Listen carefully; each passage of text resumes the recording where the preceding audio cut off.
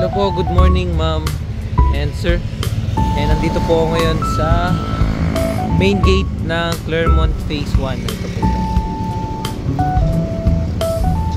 So hindi po siya fully developed, pero in the future magiging mas maganda po yung main gate natin.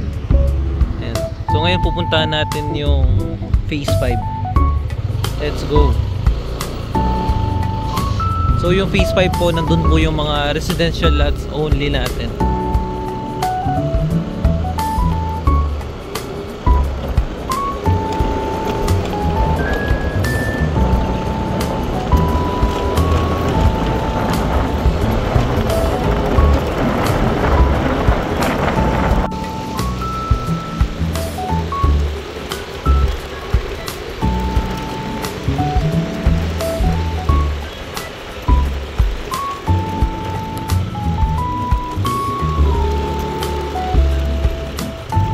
Po yung main gate ng Phase 1 and Phase 2.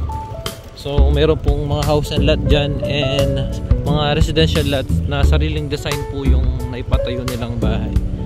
And ayan po, kitang kita naman na may mga bahay dyan na iba-iba po yung design. Ayan po.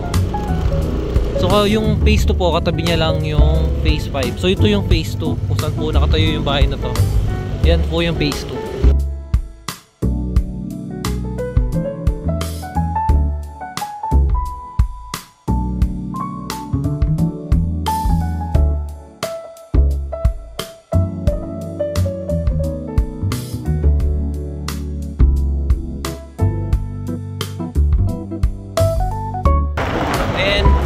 Ito naman po yung Clermont Phase 3. Ayan.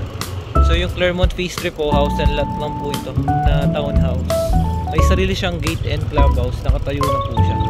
So this year po, balak po itayo ni Philinvest yung main gate and clubhouse ng Phase 5. Kaya pag nakatayo na po yun, mas mataas na po yung value dito sa Phase 5. So dito po itatayo yung clubhouse, yung main gate ng Phase 5. Ayan. So this is Phase 5 po. Phase 5. Ayan. So yung clubhouse niya po is nasa gitna.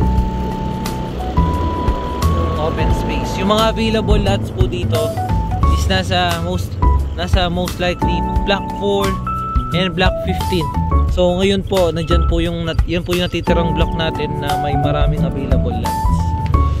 So yung mga Morning Sun po is nakatapat sa Mount Arayat. So yun po yung Mount Arayat. So it means yung mga Morning Sun is nandito sa part na to. And sa block 4 naman dito sa part na to. Sa block 15 isa na lang yung yung Morning Sun.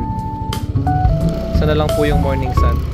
Dito naman sa block 4 marami pa tayong available na Morning Sun na makakapili tayo. Yung mga affordable lot po is nandito po siya. Affordable lot is ito, block 4 lot 16 ito po. So nag-uumpisa dito sa line na to and hanggang dito.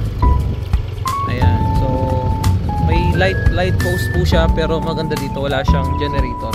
And malapit lang din siya sa clubhouse. Ayan. Sa clubhouse.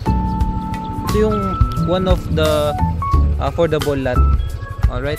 So yung isa naman, yung mga Morning Sun pala dito is mas talagang standard value nila is mas mataas po talaga kaysa sa affordable lot. Ayan. Ito yun naman yung pangalawa.